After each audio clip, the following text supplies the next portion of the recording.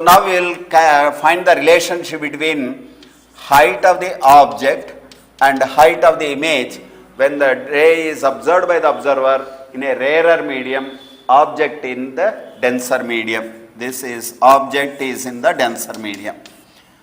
Mu1 is greater than mu2 or mu2 is less than mu1. How to decide? So this is theta I, this is theta r, and these two are parallel lines.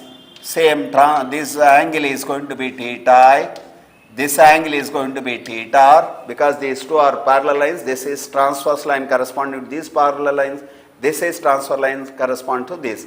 Therefore theta r, alternate angles. Here also alternate angles we have. Now there is a triangle we can consider, AB, ABO, ABI. ABI is this triangle, ABO is this triangle. Both are right angle triangles. In the case of triangle ABO, tan theta I, it's a right angle triangle, therefore tan theta I is equal to AB by OB, OA, AB by OA, AB by HO. HO is this distance, perpendicular distance from the boundary. Now AB by HO is mu tan theta I, and similarly triangle ABI we consider in this tan theta r, tan of this angle is equal to AB by AI or AB by HI. That's what we will get. Tan theta I is AB by HO, tan theta r is equal to AB by HI. Therefore, HI by HO is equal to tan theta I by tan theta r. That's what we can write. But when B is close to A, means observer is observing in a direction which is close to the normal. In that case, that is called normal viewing. Normal viewing or near normal observation. Normal viewing or near normal observation. That is for B close to A. For B close to A, when B is close to A, this angle theta I and theta are going to be small. The observer is close to the normal and the observer is said to be viewing normally or near normal observation of the observer. In such case, this can be approximated as, for normal viewing, this can be approximated as sin theta I by sin theta r, because theta I and theta are going to be very small. And according to Snell's law, but Snell's law tells us mu1 into sine of the angle of incidence is equal to mu2 into sine of the angle of refraction. So sin I by sin theta I by sin theta r is mu2 by mu1. Write it as mu2 by mu1. From this what we observe is the height of the image, that is what we call it as depth of the image from the boundary. That is what we call it as real depth is HO. Actually object is at a depth HO, but it appears to be at a depth HI. Therefore HI is called apparent depth. So HI is equal to apparent depth of the object. It appears to be at a depth of HI. Apparent depth is equal to HO. HO is real depth into mu2 by mu1, means real depth of the object in the medium divided by what is mu1? Refractive index of the medium in which object is lying. That is refractive index of the medium, object medium. Object medium in the sense medium object lying in which medium? That is here mu1 is refractive index of medium in which object is lying, or object medium refractive index, HO by mu1 multiplied with what is mu2? is the refractive index of the medium in which observer is lying. Therefore, multiplied by observer medium refractive index. Refractive index of observer medium.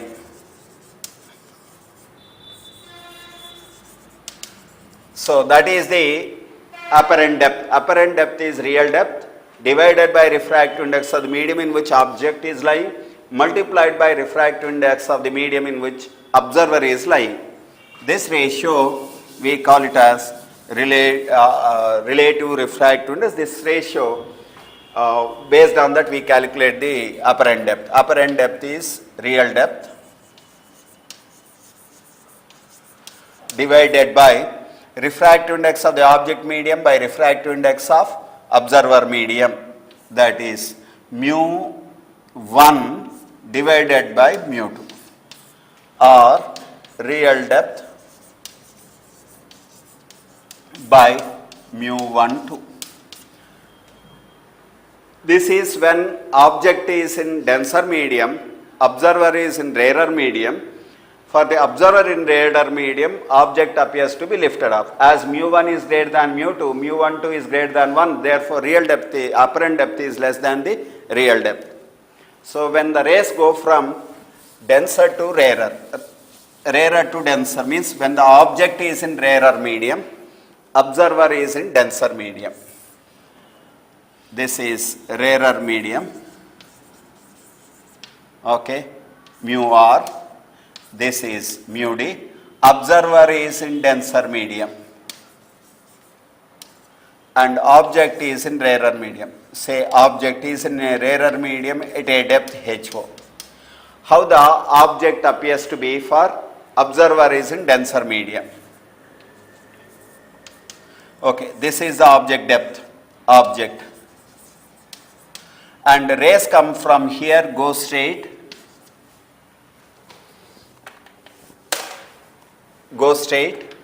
and one ray at some angle instant here, it bends towards normal because it is entering into a denser medium. So the object rays, observer sees the object rays coming not from here, appear to be coming from this. Therefore, image will be formed here. Therefore, as seen from the observer in denser medium, object at a depth HO appears to be little bit more deeper as if it is here. So HI is the apparent depth of the image, that is apparent object appears to be at this depth HI. HI is greater than HO. Based on the same, this angle is theta r, this angle is theta I, therefore this angle is theta I, this angle is theta r, AB, and using the same triangles ABO and ABI, what we observe is tan theta I is equal to AB by HO. Similarly, tan theta R is equal to AB by HI, and HI by HO is tan theta I by tan theta R. Okay, this is the relation between HI and HO.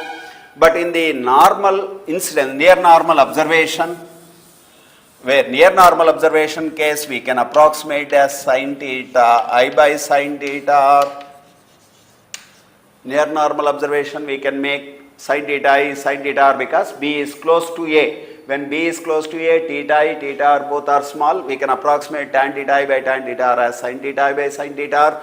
But using Snell's law, mu rarer medium into sin theta I is equal to mu denser medium into sin theta R.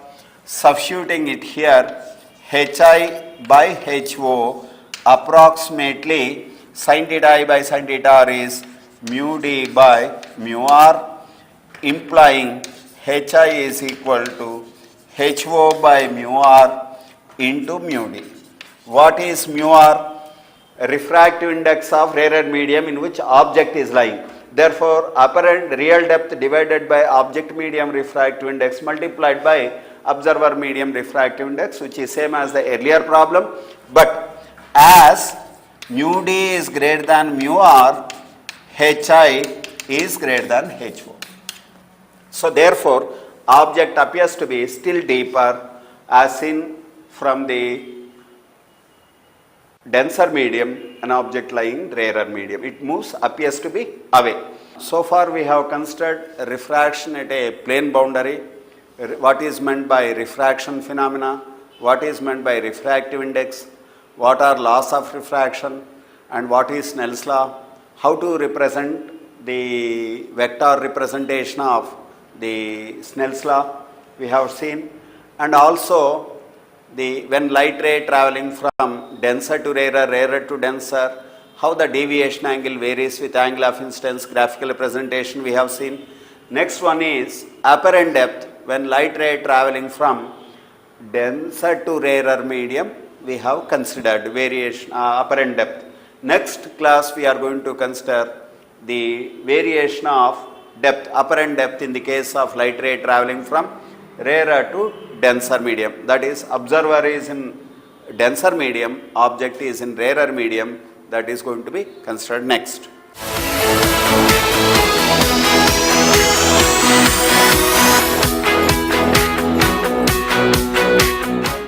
Dear students, ఇది ఇవాల్టి physics class. ఈనాటి ఎపిసోడ్లో geometrical ఆప్టిక్స్కు సంబంధించి కొన్ని అంశాలను తెలుసుకున్నాం కదా.